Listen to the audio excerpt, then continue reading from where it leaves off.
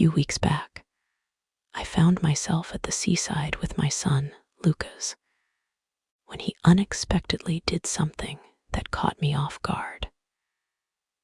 That moment transformed the day into one of the most unforgettable experiences of my life, leaving me uncertain about its appropriateness. The shore has always been my sanctuary, a place to unwind, contemplate, and recently find solace from life's demands. On that particular day, I brought Lucas, my 18-year-old son, along. He's tall for his age, exuding a quiet confidence that seems beyond his years. The decision to visit the shore was impulsive. My husband, Nathan, was, as usual, consumed by his work. His frequent absences had become routine, and I'd grown accustomed to his vague promises to make things right. This left Lucas and me to our own devices, often spending evenings with simple meals or short strolls. But that morning, as sunlight streamed through the kitchen window, I felt we needed a change of pace. The drive to the shore was unremarkable. Lucas sat beside me, one earbud in, scrolling through his phone. Occasionally, he'd glance out at the rolling hills and swaying grasses lining the road. I tried sparking conversation, asking about his classes or recent soccer match, but his responses were brief, polite, as though he was puzzled by my sudden urge to chat. Upon arrival, Lucas helped carry the cooler and beach bag to a spot near the water, where the sand was cool and damp. The shore was nearly deserted, just the way I prefer it. A few families dotted the coastline, their laughter carried by the breeze. But the space between us felt like the beach was ours alone. I spread out the towels while Lucas secured an umbrella in the sand. The midday sun blazed fiercely, and I was thankful for the shade. Settling on the towel's edge, I slipped off my sandals and dug my toes into the sand. Glancing at Lucas, I saw him seated under the umbrella, engrossed in his phone again. "Are you going to stare at that all day?" I teased, flashing a grin. He looked up, a faint smile tugging at his lips. "Just checking something. I'm here, aren't I?" I couldn't argue. He'd come without complaint, a rare feat for a teenager. Still, I wanted him to savor the moment, to feel the warmth of the sun, the briny air, the freedom of being away from routine, even briefly. "Help me with the sunscreen, please," I said, holding out the bottle. He raised an eyebrow. "Can't you manage?" I chuckled, shaking my head. "Not my back, obviously. Come on, it's easy." With a sigh, he stood, brushing sand from his shorts, and took the bottle. He squeezed some lotion into his palm and began applying it, the air filling with a faint coconut scent. I lay face down on the towel, resting my chin on my folded arms. His initial touch on my shoulders was tentative, almost cautious. "You can press harder," I said, my voice muffled. "I'm not that delicate." His hands grew steadier, spreading the lotion smoothly. The sun beat down, but his cool touch eased the heat. For a moment, I relaxed, focusing on the rhythm of his hands and the waves crashing nearby. "You're getting good at this," I quipped, breaking the silence. Lucas let out a soft laugh. Yeah, a secret skill, professional sunscreen applicator. But then, as his hands moved lower, there was a brief pause, a hesitation that lingered. His fingers brushed along the small of my back, just above my swimsuit, and I felt a hitch in my breath. I told myself it was nothing, just a fleeting moment. But my body tensed, and his hands lingered longer than needed. All good, I said quietly, keeping my tone steady. Keep going. I wasn't sure why I said it, maybe to avoid awkwardness, maybe to deny the shift in the air. Lucas didn't respond, but his hands continued, moving with a careful precision that quickened my pulse. I squeezed my eyes shut, urging myself to relax, to breathe. My thoughts spiraled, each one more tangled than the last. Thanks, Lucas, I murmured when he finished, hoping my voice would ease the unspoken tension. He stood quickly, brushing his hands on his shorts. No problem, he said, his voice quieter than usual. I rolled onto my side, propping up on an elbow to look at him. He faced the water, but I caught a faint flush on his cheeks, his jaw tight, as if holding something back. You okay? I asked gently. He nodded, avoiding my gaze. The silence stretched, heavy and uneasy, until I sat up and gestured to the cooler. Let's grab some food, I said brightly, trying to shift the mood. Lucas nodded again, turning to me. His expression was guarded, but a flicker in his eyes hinted at something I couldn't quite grasp. The moment passed, but the undercurrent lingered, and I sensed it wasn't over. We sat cross-legged on the towels, the cooler between us. I handed him a sandwich wrapped in parchment paper, watching as he ate absent-mindedly. The sun climbed higher, casting a warm glow over the shore. For a moment, things felt normal again. You're awfully quiet, I said, breaking the silence as I sipped from my water bottle. Lucas shrugged, eyes down. Just tired, I guess. I raised an eyebrow. You slept till 10. He cracked a smile, but it didn't reach his eyes. Must be the sun. It makes you sluggish.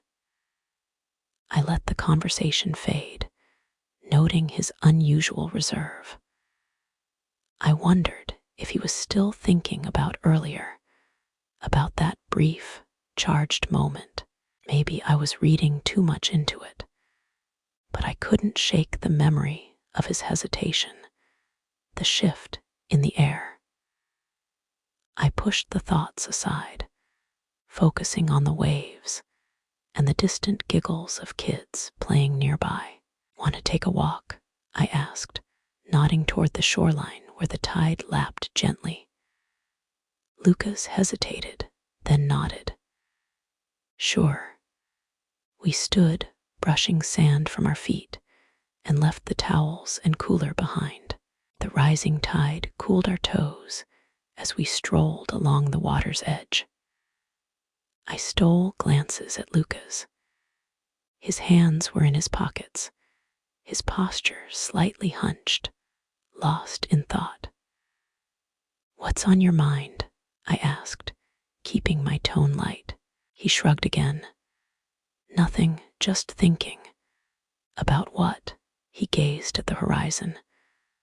I don't know, life maybe, I smiled softly. That's a big topic. Lucas stopped, turning to me.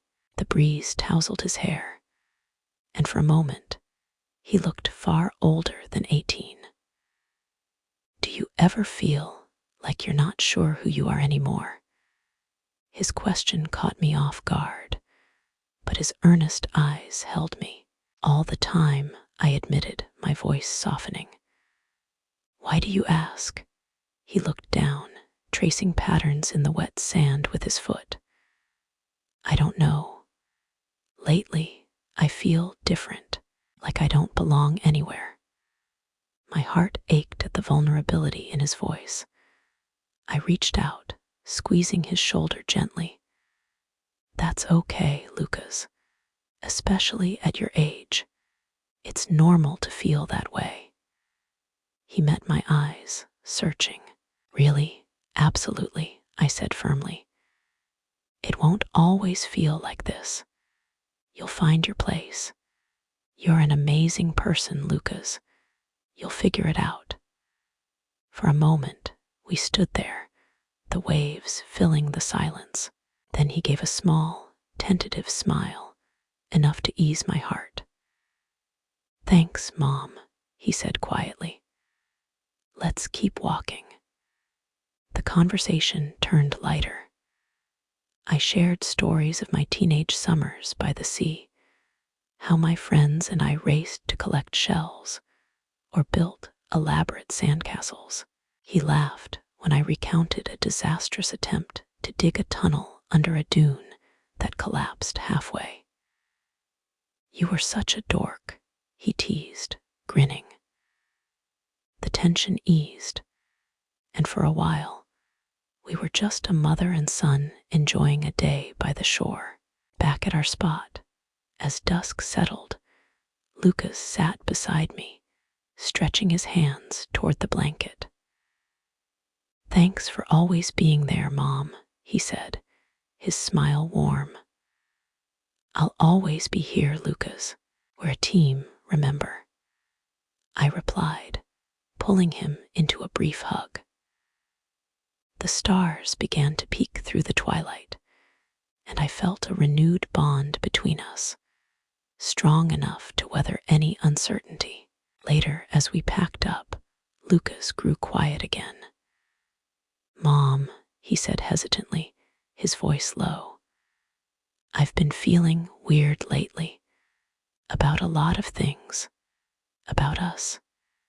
His words hit like a wave, stealing my breath. I wanted to brush it off, but the intensity in his gaze stopped me. Lucas, I said carefully, what do you mean? He looked at his hands, shoulders tense. I don't know. It's like I see you differently, and I can't explain it. I know it's not right, but I can't shake it.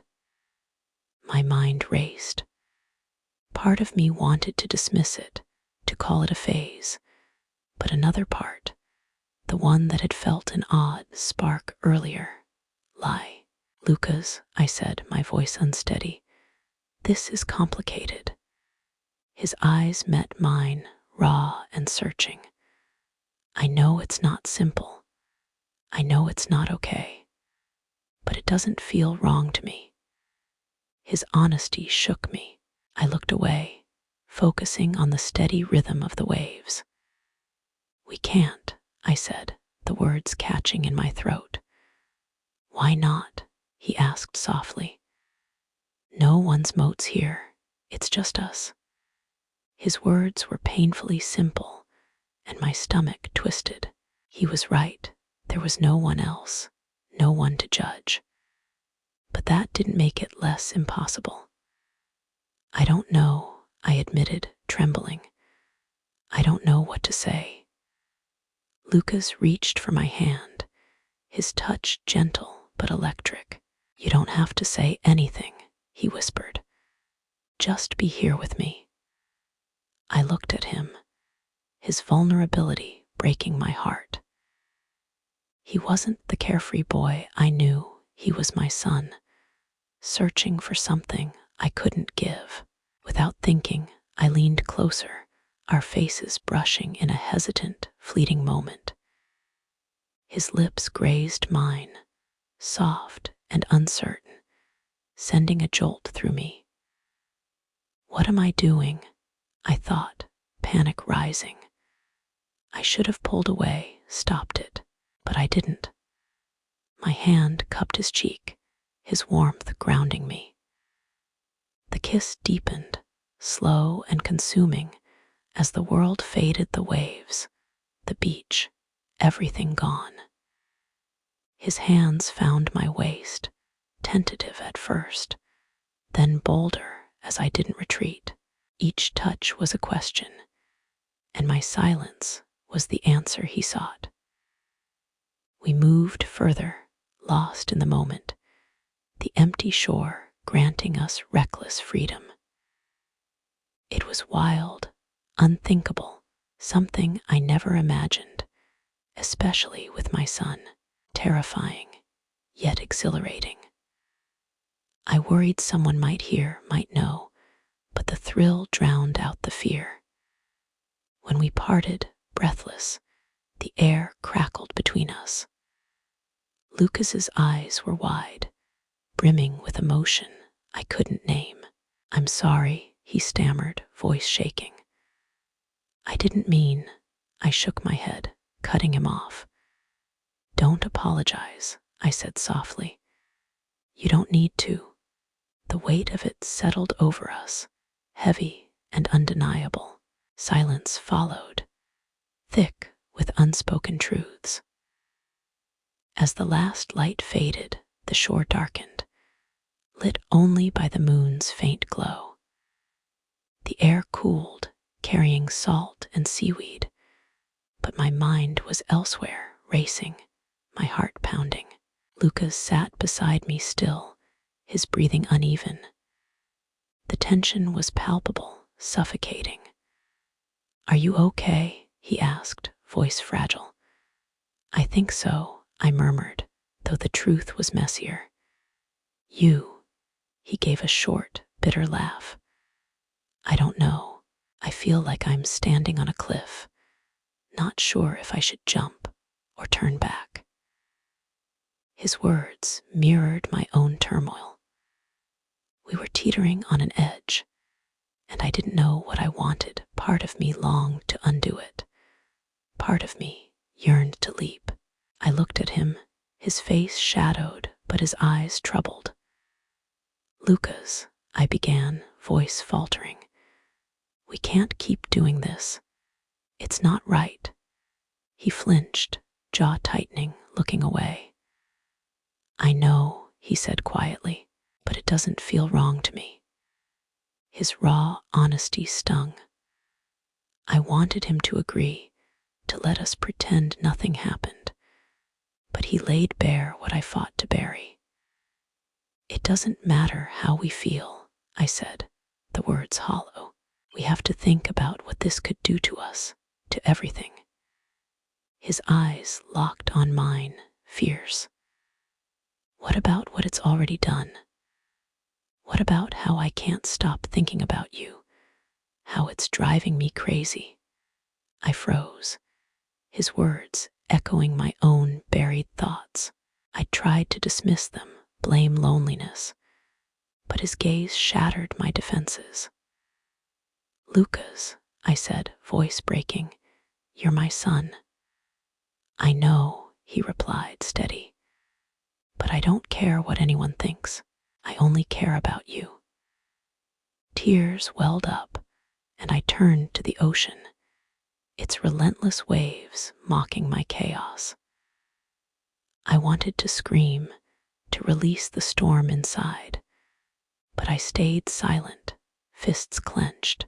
His fingers brushed mine, tentative, sparking warmth. For a moment, I almost took his hand, craving his comfort, but I couldn't. "I can't," I whispered, pulling away. "I'm sorry, I just can't." Pain flashed in his eyes, and I hated causing it, but it was necessary. His shoulders slumped, defeated.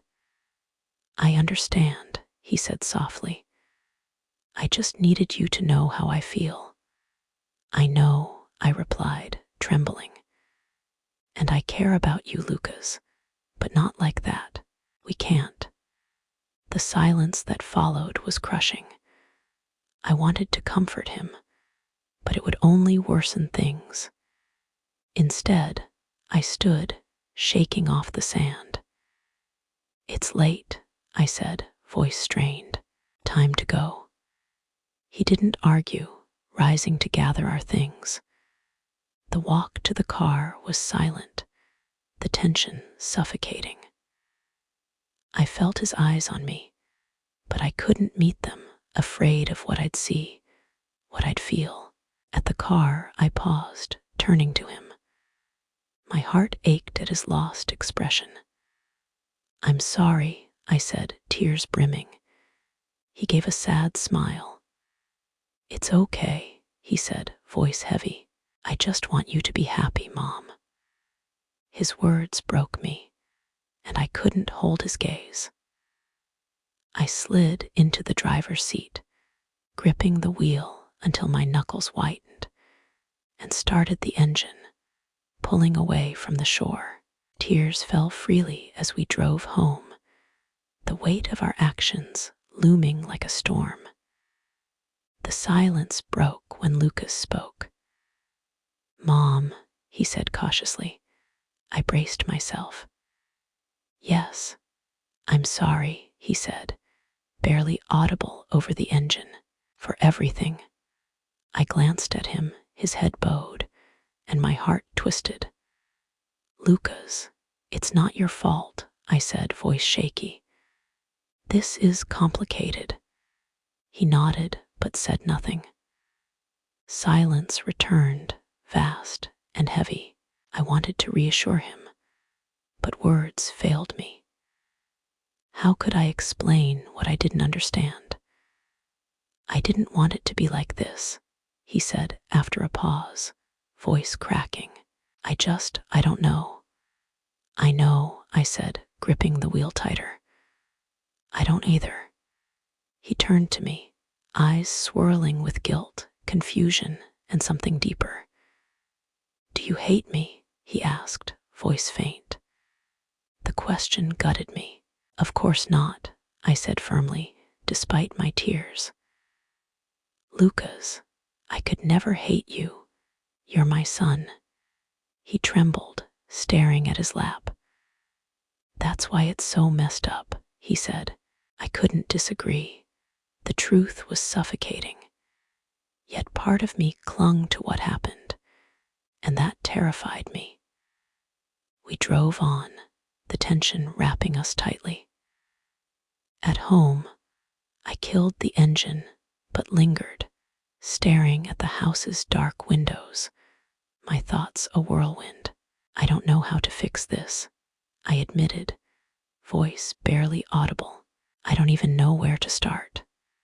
Lucas was quiet, then spoke softly.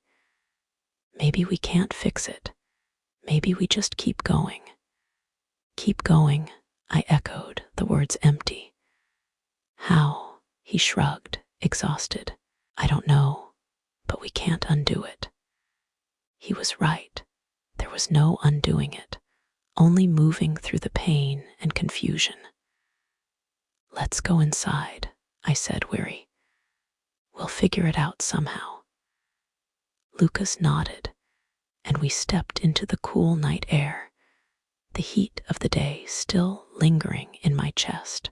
Inside, the familiar creak of the floorboards felt sharper, as if the house sensed the shift. Lucas paused at the stairs, his gaze lingering. "Good night, Mom," he said, a question in his tone. "Good night," I replied, voice wavering. I watched him climb the stairs, steps slow and deliberate, before he vanished into his room. Alone, I exhaled, unaware I'd been holding my breath. My legs gave way, and I sank onto the couch, face in my hands. The night replayed relentlessly, every moment, every choice. What had I done? How had I let it spiral? I thought of Nathan, our fractured life, the loneliness that had eroded me. I thought of Lucas, how he'd made me feel seen, alive, if only for a moment. Guilt crushed me, but beneath it, a truth I couldn't ignore. Part of me didn't regret it. That realization haunted me. I knew it couldn't happen again. I had to rebuild boundaries, find a path forward. But in the dark, the task felt insurmountable. For now, I could only breathe one moment at a time until I found the strength to face what lay ahead. I haven't told Nathan, and I'm still grappling with whether what happened was right. Lucas and I are different now, and I hope we can find our way back to normal. But I fear it's impossible. What are your thoughts on my actions as Lucas's mother? I'd appreciate your perspectives.